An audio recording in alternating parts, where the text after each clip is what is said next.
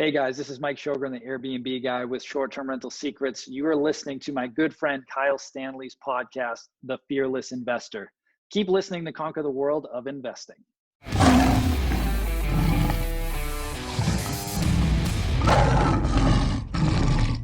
Hey, welcome into the Fearless Investor podcast. You're listening to me, Kyle Stanley. And before we get started here, one quick favor to ask all of you, please rate and review our podcast. It helps us to get out to more people. All you have to do is go into Apple Podcasts, scroll down to the bottom of our shows, and it'll show you right there. You can click on that 5 stars, click on write a review, and have a review submitted.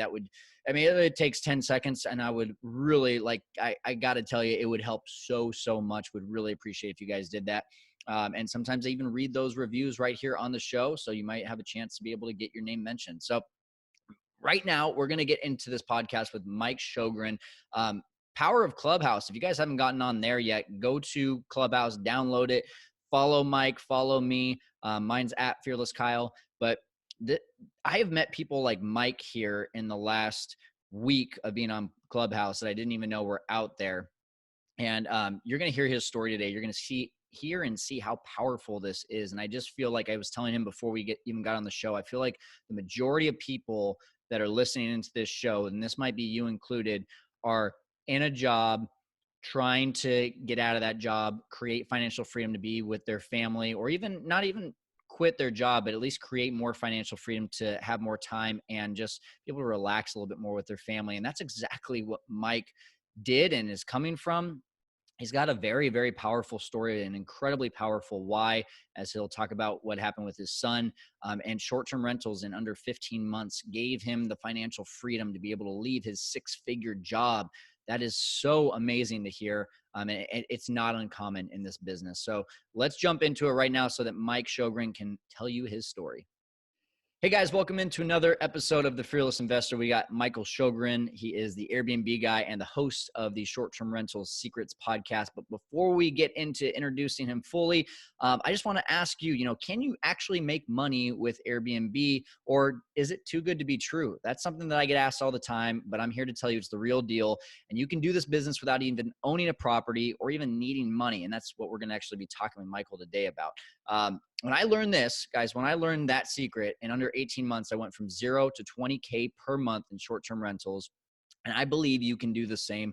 All you have to do is download our Airbnb Kickstart course. In this course, I teach you how to master, automate, and scale an Airbnb business that can pay you 6 figures. Go to fearlesskyle.com, go to the Airbnb tab, and you can click on the Airbnb Kickstart course to start conquering the world of Airbnb today. Now, with that being said, Michael Sjogren, thank you so much for jumping on.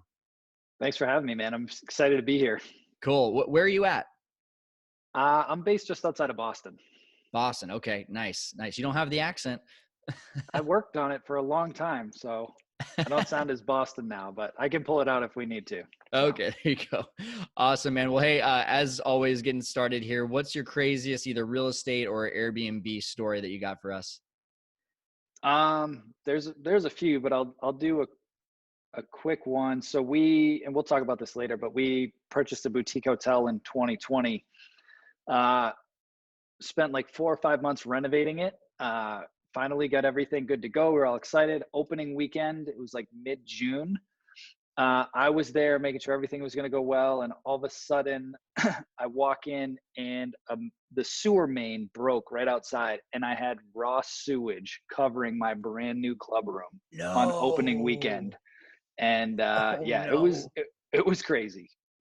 Long story short, part of being an investor and entrepreneur is you just have to learn how to problem solve really quickly. So within a 24-hour time period, we had a new sewer main in, I had a remediation company in, and we were fully open again. So that's awesome. Got that handled pretty quickly, but yeah, that was like, oh my God, you gotta be kidding me. I think in real estate, and especially in Airbnb, the bigger problems you solve, the bigger paychecks that you can get. So I think that is a good way to look at it. You were a problem solver, got it figured out. Now you guys have a really well-run boutique hotel. We're going to talk about that in a second. I really am interested in diving into that deal and how that changed your life as well. But before we do, take me back to before Airbnb. What did life look like for you? And just bring us up to speed on how it changed your life. Yeah, man. So I'm sure like many of the listeners, right? I was working in corporate America. Like I did what they told me to do. I went to school, I got good grades, I got a good job as an accountant, got my CPA license, MBA, all this stuff. And, I had a decent salary. I was making okay money and I was comfortable, but I wasn't satisfied. And I just felt like there was more for me there. And I always knew I wanted to get into real estate investing, but I just didn't really have a sense of urgency, I guess. And then when my son was born, he was born with a rare lung disease called interstitial lung disease. And basically he had to be on oxygen and he had to be monitored like 24/7. Oh And it my was gosh. really, really stressful. And we spent a lot of time at Boston Children's Hospital. And at one point I remember being in the room, all the doctors were in, and I couldn't even listen to what they were saying. All I could think about was, I've been here for 3 weeks straight. I'm out of sick time. I'm out of vacation time. And I've got this mountain of hospital bills piling up. I have to leave my wife and my son, who are both terrified, here to go back to my cubicle to trade time for money. And I was so like angry with myself as like a father, a husband, to put my family in that situation. I told my wife that day, I said, I don't know how I'm going to do it, but I'm going to build a business that doesn't rely on us to trade time for money ever again. And fast forward a little bit, I met a gentleman in my mastermind group that was doing short-term rentals, and I didn't know anything about it at the time, but he was telling me that he was making anywhere from $1,000 to $2,000 a month net on properties that he didn't even own. And I was pretty skeptical, but I was like, show me your numbers. Like, I want to see your actual numbers. And what year was this? This was 2017. Okay. Awesome. And he showed me those, and then I was like, okay, this is real. And so my wife and I decided that, I had a little bit of money in a 401k. So I pulled a loan out from my 401k and I said, if we're going to do this, let's test this out. And we bought a little 2-bed, 2-bath condo up in the mountains in New Hampshire. And we said, all right, we're going to buy this little vacation house for ourselves. We're going to use it every single month as a family. And then when we're not using it, we're going to test out this whole short-term rental thing, because we just needed to just decompress. Yeah. And just like this guy said, I mean, literally after the first month of launching it, we were netting $1,500 a month on this property. Wow. It just blew my mind. And we were using it every month. And, but I didn't have any more money to keep buying property. So that's when I started thinking about how could I continue to scale this without any money. And I just thought of, well, what if I brought this opportunity to other real estate investors that had long-term rentals? And what if I convince them to do it as a short-term rental? They pay to furnish it. I'll design it. I'll build it out. I'll run everything. But then I'll just take a commission off of running it. And I don't need to own the asset or rent it. I can just parlay other people's assets. And, within a year and a half of doing that, we were in 5 different states. I quit my job. My wife quit her job. I retired my mom. Like, things just took off really, really quickly. And it's just been a fun ride, man. It's been incredible. That's so good. And so in the time that you decided to start co-hosting, which is really the quote unquote proper word for managing other people's properties, the time that you decided to start co-hosting for other people, how much time did it take for you to grow that to where you were able to, like you said, retire and help out the family? It was about 15 months. Yeah. Yeah. That is so And that powerful. was a 6-figure salary that I had to replace. Yeah. Right. Like, it wasn't, it was a good amount of money. Right. And I know for me, at least at the beginning, I was like, I have no idea how I'm possibly going to replace my salary with real estate investing, Yep. And I mean, I'll let you kind of chime in on this too, but I just think that when you look at a business, especially in real estate, I mean, I've been given a lot of opportunities to work for other people, to be a part of MLMs, to, go and start my own business. And you always have this thing of like pie in the sky, but it's like, you keep convincing yourself that like, okay, one day it's going to pay off. It's going to be worth it. And that's why I'm putting in all this work. And then this thing called Airbnb comes along. You find a niche and it's like, I can't believe how quickly this is working. I feel like I'm supposed to feel some like pain and growth, but it's just growing so tremendously fast. Is that how you felt? 100%. It was almost like, I grew up very blue collar. My parents are some of the hardest working people I know. And it just felt like this is too easy. Like you said, like I should be working harder for this, or something's going to go wrong. Like there's no way it could work this well. But it does. I mean, I'm sure we can talk about it. There's always crummy days here and there, like the sewer main, but like Right. you handle that, you're going to have that in any business. But yeah, it was crazy how quickly it happened.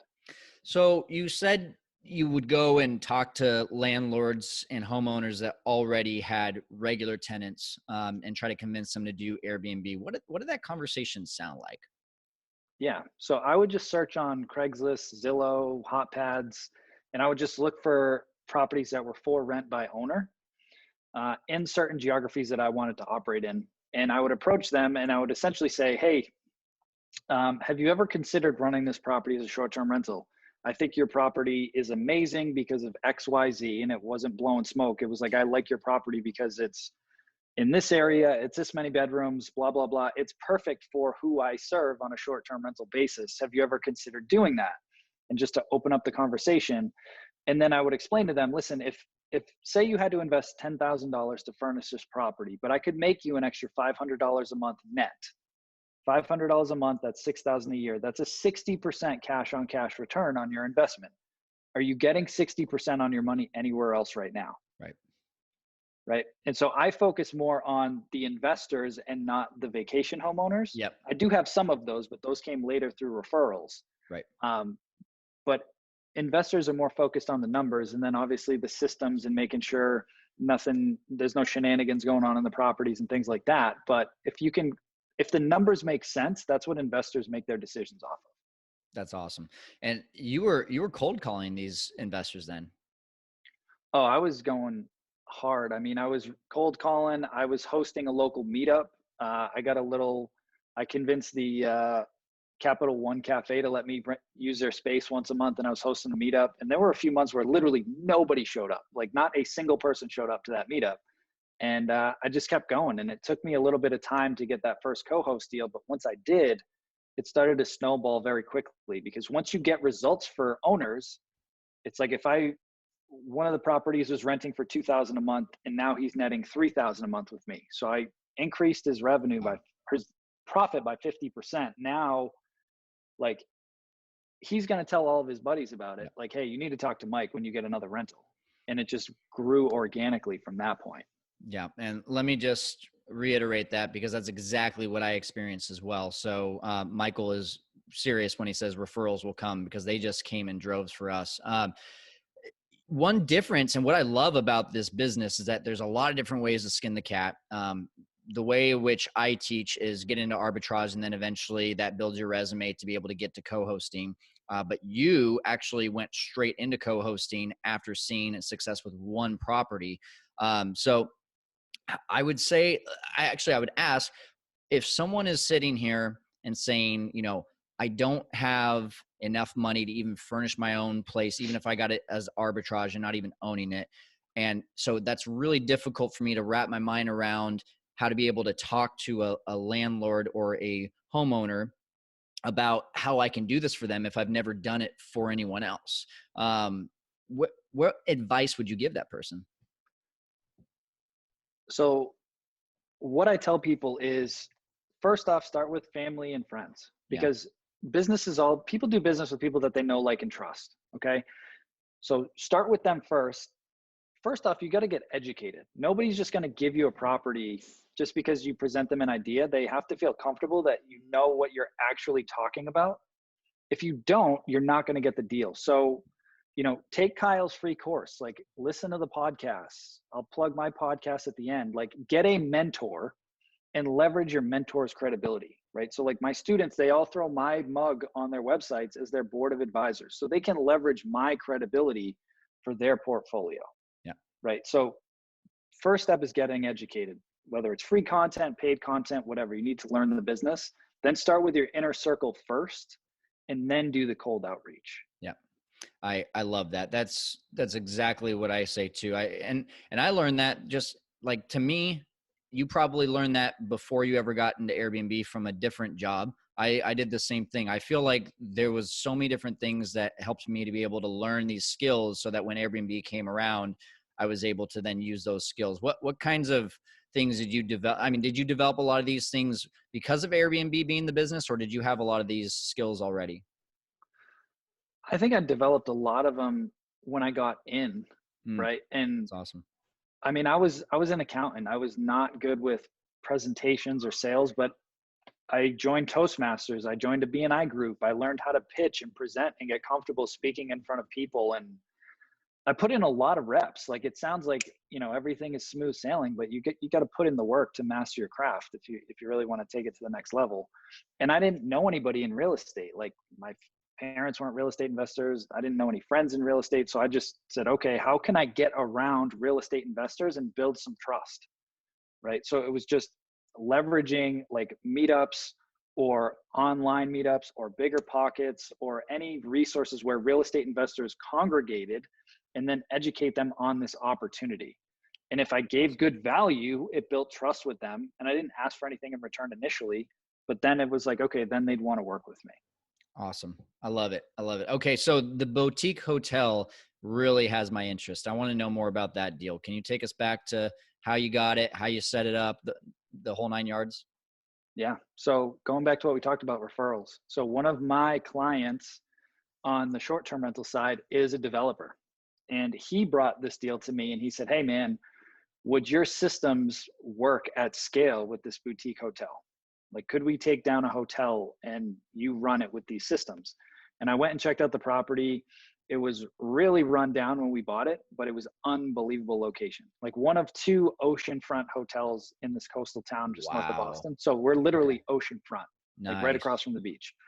And I said, yeah, like definitely. But I said, I don't want to do this for a management fee. I want ownership in this. And so we went back and forth a little bit. So basically I got 2 investors to put up the money for the deal, and I run the deal, and we split it 3 ways. So I got ownership in a hotel because I got really good at a skill set of managing properties. So a lot of people kind of poo-pooed the co-hosting and even rental arbitrage because they're like, you're not building equity. And I'm like, well, you don't understand business, first of all. Yeah. Because if you develop a good business with systems, you could sell that business, or you could parlay that skill set to get ownership in some type of, whether it's a building or a hotel or whatever. So Absolutely. We found that one. My partners found that one, put that deal together. We actually got seller financing on it. So we didn't have to put as much down. We put a bunch of money into the renovation, and we doubled the value of that property in 7 months. Wow. By implementing these systems. So there's no front desk. It's all contactless, just like the short-term rentals. Every guest, anytime we get a booking, it automatically creates a code on the door for the last 4 digits of their phone number. We put in extra towels and linens in every single room. We give them beach chairs. I have some storage closets throughout the property that if they need extra toiletry kits or whatever, they can just go grab them themselves. My cleaning team restocks that every day. And it runs really well. Wow. How much did that one deal change your life? Oh, I mean, it was a game changer. I mean, yeah. I put in my notice when I knew that we were getting that deal, because I knew I wasn't going to be able to continue doing my full-time job and learn how to take on a hotel. Right. So that was kind of the jumping point for me, where I was still balancing it. Cause as you know, if you have the right systems, this thing can, kind of go along at a couple hours a week, a few hours a week max, like with the right system. So I was still working a full-time job. And then when we got this, I'm like, all right, this is the jump point. This is the big opportunity. And I left. Awesome. So for someone like yourself that, has a number of different properties spanning over 4 or 5 states, do you find there to be much of a difference in managing one hotel, which I think you said has 13 units? Is that right? Yeah. Yeah. So 13 units all in one place, versus, 20 plus units in 4 to 5 different states. How much of a difference or how much of a convenience is it to have all those in one place? I would say it's definitely easier for sure.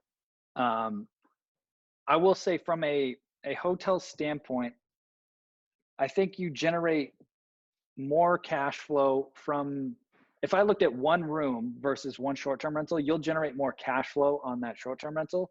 But from an equity and wealth standpoint, it's not even close. Right. Like if you think of it, we created 7 figures of equity in 7 months with that hotel. Like, unbelievable. It's no joke. Like it can happen very quickly on the equity side, and it's still cash flow as well. But if I make $1,000 to $2,000 a month per short-term rental, I'm not doing that per hotel room, if that makes sense. Right. Right. Absolutely. So it has its pros and its cons. But yes, there's pros and cons to both. The real work is in building your team, right? So once you have a good team, it's super easy to scale. Yeah. When I started, it was like, okay, I got 2 units here, I got 2 units there, I got 2 units over here. So I was building a lot of teams, which is the legwork. If I decide to scale in any of those markets now, I can. Now I've kind of lasered my focus in on more of these boutique hotels. But yeah, having them geographically close is definitely easier. But you don't want to get sloppy, because a lot of people like to have it close, but then they're the ones going over there to fix the toilets and do everything else. Like, you got to be disciplined to say, no, I own this business. Yeah. I'll have a contractor go over there and spend that money instead of me doing it or me doing the cleanings. Like, that's not a business, that's a job. Yeah, 100%. I battle with that every day, and I'm sure any entrepreneur battles with that. Like, I house hack. So I've got one that I live in, but then there's 2 others on the property that are Airbnbs. And the temptation to go over there when a guest checks out and to check on things is so high, because it's literally 10 feet away from me. Whereas a place that is 5 miles away from me, I'm just not going to go check on it because my team is over there and I know they're taking care of it. But they're taking care of it just as well here. It's just that anxiety of like, oh, should I go check it out? So I totally relate to that. Going back to building this business, you mentioned that you're in 4 different states and 4 different teams. Would you do that any differently if you started over again? Yeah, I mean, it's funny. I get calls all the time, and you and I have done some clubhouse rooms together, and I get DMs and people hit me up. And there are a lot of the times people say, I want an Airbnb in every state. And I Yeah. always say, why? Yeah. And they're just like, oh, it'd be cool to just have one there. I'm like, or you could just make a bunch of money in one market, and then you can afford to travel wherever you want to go. I love it. That's Right. exactly So what I it's say. like, Yeah.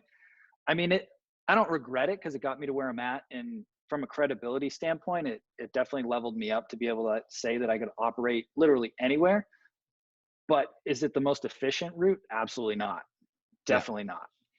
So I don't regret it, but I don't necessarily recommend that you go get one unit. Like, I had 2 in Dallas, I had 1 in Florida, I had 2 in North Carolina, 2 in New Hampshire, and then I had a bunch in Massachusetts. So it was like very dispersed. Yeah. And it has its pros and its cons, for market seasonality and things like that. But from a scalability standpoint, it's not the way to do it. The one thing I do like about it is it's a lot of work up front, what you did. But now, like you said, you have the ability, if you wanted to scale all 4 of those markets because you have that team in place. So I think you just got to realize, like, if you're sitting here and you're listening to Michael and you listen to me and you see, okay, Michael's got 4 different places, Kyle's got really one main place. So what kind of business do you want to build? Do you want to build something that you have your hands on it, or able to have your hands on it in the beginning and keep everything concentrated to 1 or 2 touch points with 1 or 2 teams? Or do you want to have where you're building out this entire thing where you're able to have a bunch of teams? It's just going to take a lot more time in the beginning. So I think really, like, at the end of the day, it should be whatever the person really is trying to develop and where they want to be. 100%. Yeah. The best thing about having a property, like even that first 2-bedroom that we did, that was 3 hours away from where I lived. So it forced me to really think through the systems and the different scenarios of, what if this happens? How can I solve that? Right. And I made some mistakes and definitely some pain points along that way. But when you can't even if I wanted to, I physically could not get there to handle something. So how am I going to get it handled when it's that far away? Yeah, absolutely. I mean, it's the EMyth, right? Being a Exactly technician to a manager to an entrepreneur. I would argue that neither one of us are entrepreneurs. We're still managers. It's so tough there's very few people that truly get to that entrepreneur standpoint, but we work on it every day. We create more systems. We bring in more people to eventually get to that point. Michael, you've just provided so much value, so many awesome stories. The boutique hotel thing is like really running through my mind right now. I really am thinking, like, how can I leverage to go do something like that? But if other people want to connect with you and go listen to your podcast, see the resources that you have, what's the best way for them to do that? Yeah, I mean, you can find me on all the social platforms at the Airbnb guy. You can find me on Clubhouse at Michael Sjogren. My podcast, Short Term Rental Secrets, you can go to strSecrets.com, check out the podcast. I've got a free 30-minute training on there that kind of breaks down the different systems that I personally use in my business. Um, yeah, I mean, I'm pretty much all over social media. I've got the YouTube channel going and everything, short-term rental secrets. So Love it. I'm out there. I So love it. Yeah. Easy to find him. Just search his name or search Airbnb guy. I love it. Michael, what's the easy, or actually what's the last little bit of information or advice that you'd like to give our audience listening today? I think the biggest thing that I would say is I got stuck in analysis paralysis for a Mm, long time. yeah.